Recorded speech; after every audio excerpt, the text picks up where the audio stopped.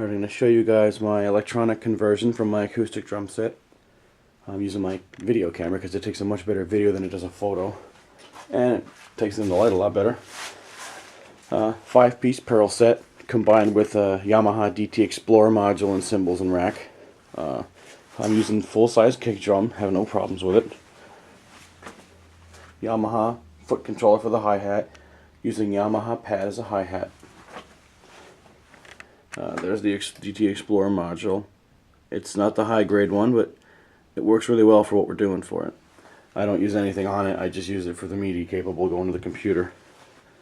And got the two pads that come with the DT Explorer. I'm going to upgrade them though. I'm going to use this cymbal here and change it to at least a two-zone cymbal, hopefully with choke on it. You could see this is the Pearl muffle head, and so is this one on the floor tom.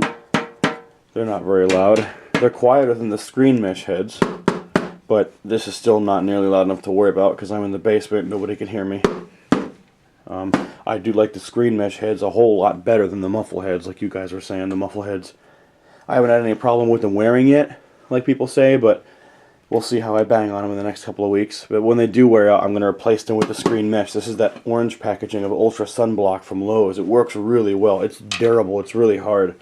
The weave in it is so tight, you can't see through it nearly as good as the muffle heads.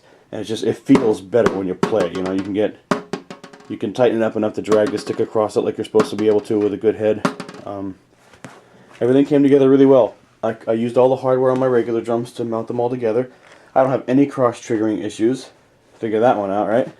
The kick drum, I didn't have very good pictures of it. It's hard to see. The sensor, the trigger, is up here. And the kick pedal beater goes down here where I have the pad. They're not very far apart. I'm thinking about moving it a little closer without it actually being where the beater is, because to get 100% with the kick pedal, you do have to kick it really hard. Which isn't, I don't want to have to kick it that hard, but I'm not too worried about it because I could just change the settings on here for the MIDI triggering to be louder on a low hit, so it's not that worrisome. But the only problem with that is that if I raise the loudness on the triggering here, if I do light hits here, it's a lot more susceptible to the double hitting. Like, I have the mesh head pretty loose on here now. It's also a muffle head, and you know, I don't have much problems with it bouncing because I loosened it up enough. And I would imagine as long as the trigger isn't like right on the beater, I don't have to worry about hurting it.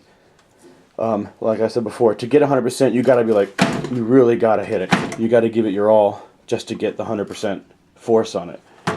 Like I'll show you on the screen here if it shows you. 14. Okay, on.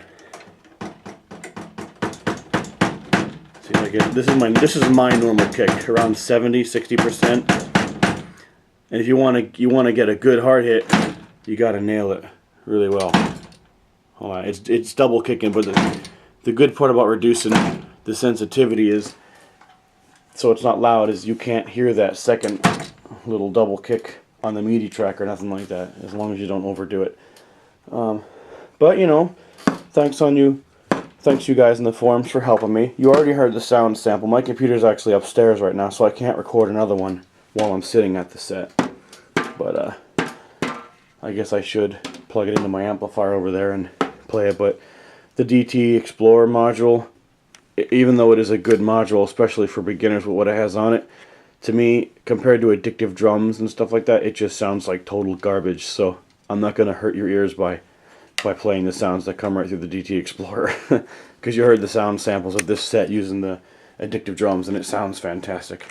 But that's it. Oh, like I was showing before in the pictures, every drum has an input jack, and I also added a 100K pot to adjust sensitivity. I took that advice off you guys on the forums because it works phenomenally. Before, if I hit the drum just like this, like where I'm getting like, you know, 40% or around there, it would max out at 99% every time. I added that pot to all my tom drums and my snare, and now to get 100%, you have to hit it real hard. It's so much more realistic that way, and it feels so much better when you play it. It really makes a huge difference in dynamics when you're playing.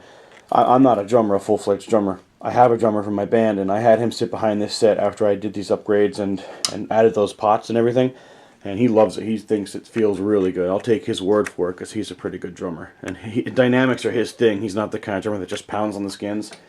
He has technique and everything, and he says if he says they feel like real drums when you play them and they sound like it in your ear and it feels dynamic and well, then I'm going to take his word for it because he knows what he's talking about.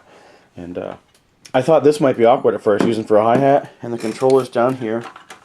It works really well. I have no problems with it. I'm going to adjust it a little bit so I can foot splash it easier, but I thought this might feel awkward at first, but it doesn't. It feels fine, so I'm not going to bother changing that or upgrading it or anything, because the pad works fine for the cymbals as long as the controller is the type of controller that it is.